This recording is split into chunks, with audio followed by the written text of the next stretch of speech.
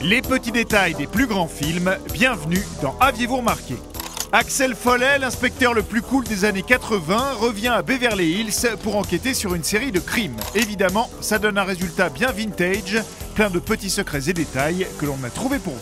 Après Martin Brest, le réalisateur de Top Gun, Tony Scott, prend le relais derrière la caméra avec Jerry Bruckheimer à la production.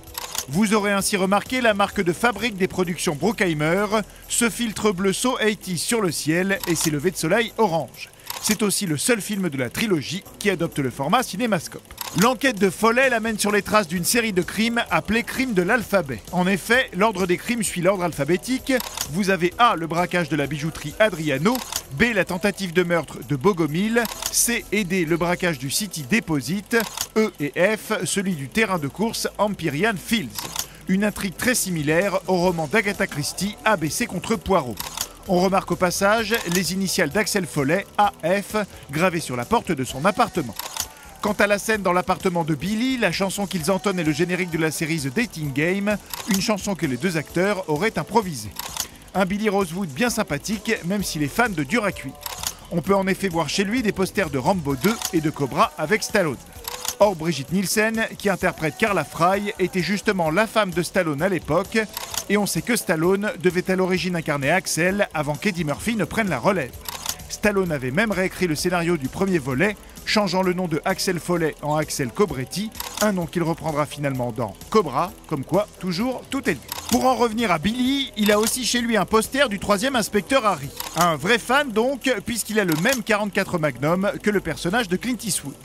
Il y a aussi cette scène où il ouvre un coffre plein de flingues, un clin d'œil paraît-il au coproducteur Don Simpson, qui selon les acteurs du film se baladait lui aussi avec un coffre rempli d'armes. Quand on vous dit que les années 80, c'était une autre époque. Malgré ce surplus de virilité, le pauvre Rosewood ne se fait toujours pas respecter par son supérieur, qui l'appelle Roseweed, alors que son chef de l'époque dans le premier film l'avait déjà appelé Rosemont. Autre petit clin d'œil, la remarque de Billy qui se demande si les Pointer Sisters ne vivent pas dans la villa d'Axel. Des morceaux du groupe sont présents dans le film et dans le premier volet.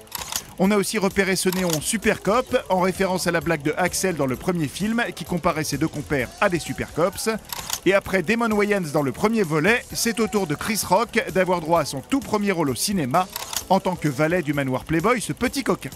Notez d'ailleurs que c'est le tout premier film tourné dans le manoir Playboy, l'occasion pour Tony Scott de faire une version féminine de la scène de volleyball culte de Top Gun.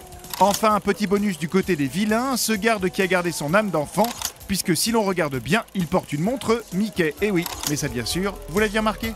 Non?